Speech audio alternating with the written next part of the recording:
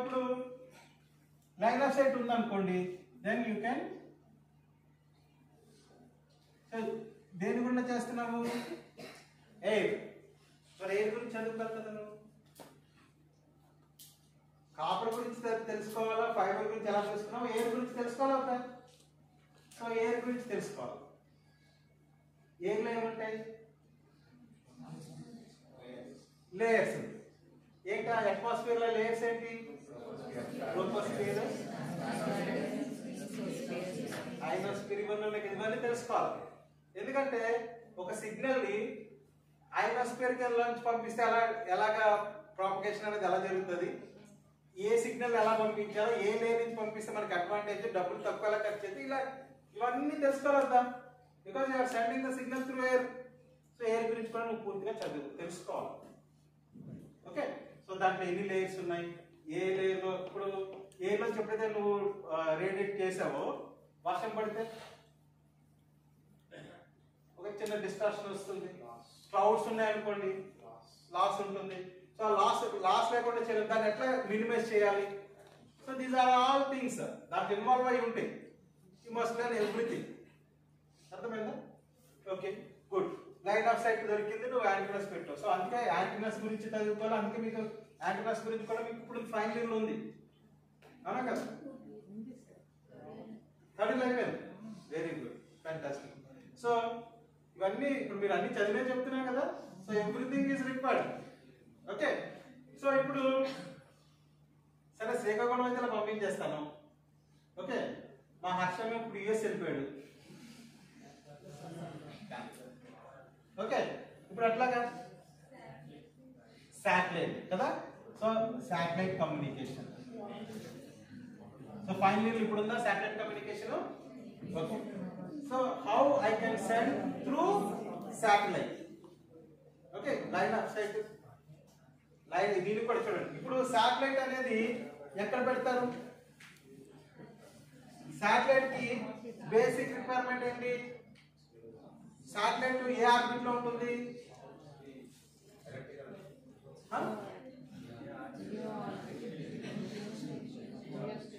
Jio stationery orbit.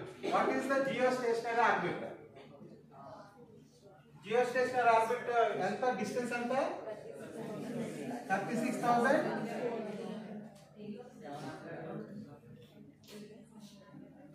ఎంత? 36,000. 36,000 kilometers. Geostationary orbit exact చెప్పండి. Is it correct or not? Correct. 5,786 kilometers. మనం usual గా మనం 36,000 kilometers అనుకుంటాం. ఓకే. సో ఎందుకు what is this called geostationary orbit అంటే ఎందుకు 36,000 kilometers లో మనం శాటిలైట్ ని పెట్టుకున్నాము? వై? ఎందుకు నువ్వు శాటిలైట్ ని ఆ జియో స్టేషనరీ ఆర్బిట్ లో ప్లేస్ చేయాలి?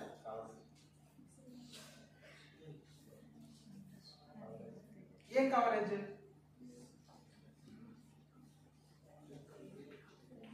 చెప్పండి. జస్ట్ సింపుల్ అంటే ఒకటి ఆలోచిస్తే తెలుస్తుంది.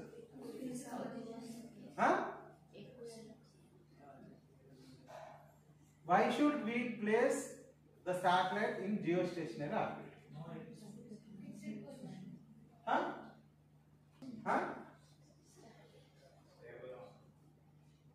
స్టేబుల్ గా ఉండడం అంటే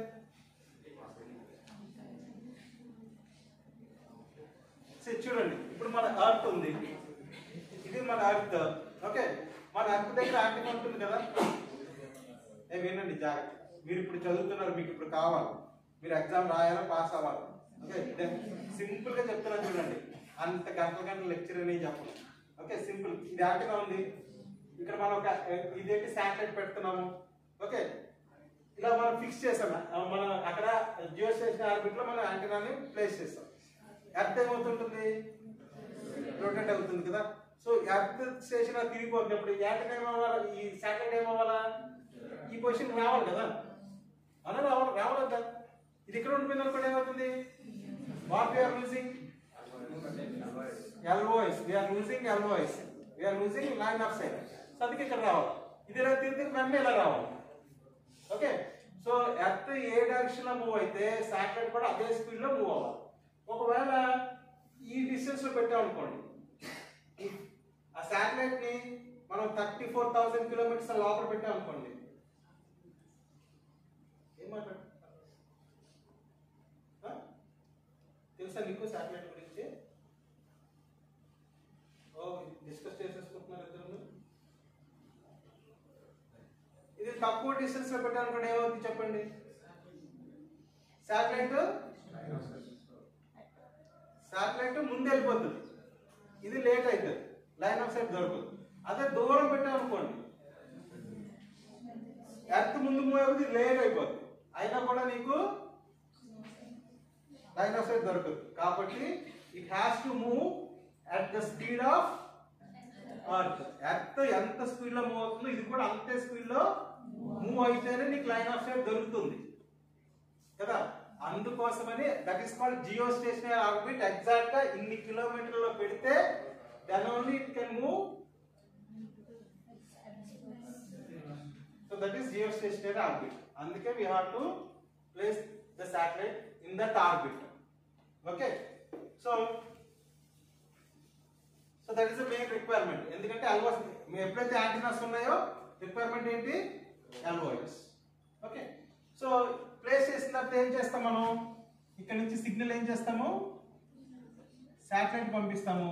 శాటిలైట్ నుంచి మళ్ళా రిసీవర్ సైడ్ పంపిస్తాం. Okay, so this is the satellite communication. Okay, so overall గా మీరు చూసినట్లయితే ఇది మనం ఒక block diagram black diagram of a communication అంటే ఇది ఉండాలి.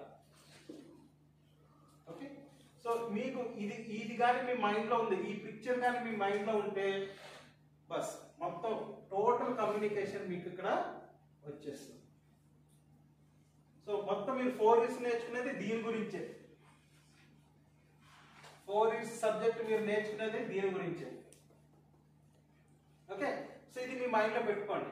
జస్ట్ ఇది మీరు ఆ మైండ్ లో పెట్టుకుంటే దెన్ ఎవ్రీథింగ్ మొత్తం this is the block diagram of a communication.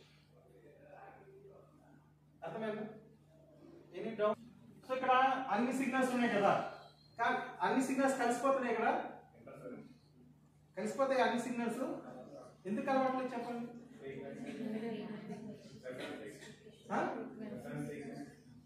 అదే ఏ ఫ్రీక్వెన్సీ? ఫ్రీక్వెన్సీ చెప్పండి. ఏ ఫ్రీక్వెన్సీ? ఇప్పుడు ప్రణాళిక సిగ్నల్ ఉంది. ఓకే, ప్రణాళిక సిగ్నల్ ఎయిర్టెల్ నుంచి వస్తుంది, బిఎస్ఎల్ నుంచి వస్తుంది, జియో నుంచి వస్తుంది, అన్నిటి నుంచి అదే సేమ్ సిగ్నల్ వస్తుంది. అయినా ఎందుకు కలవాలి? Correct, carrier frequency is different. So BSNL carrier frequency వేరు ఉంటుంది, ఎయిర్టెల్ క్యారియర్ ఫ్రీక్వెన్సీ వేరు ఉంటుంది. సో యాక్చువల్లీ ఈ క్యారియర్ ఫ్రీక్వెన్సీని గవర్నమెంట్ నుంచి నేను కొనుక్కోవాలి. I have to purchase.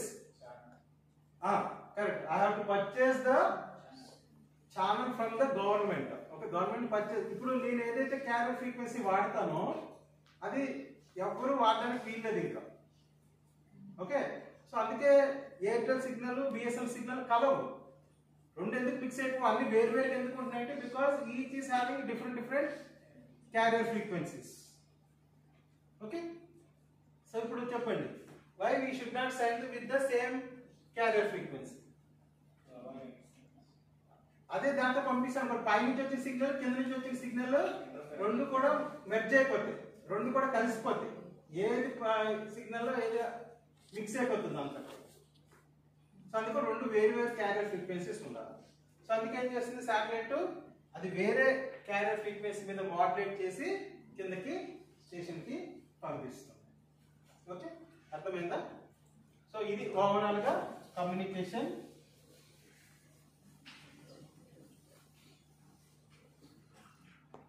ఇది కానీ మీరు పర్ఫెక్ట్ గా మీరు అన్ని తెలుసుకున్నట్లయితే మీకు మొత్తం సబ్జెక్ట్ వస్తుంది. విల్ గెట్ మొత్తం అంతా కవర్ అవుతుంది. Okay, any doubts?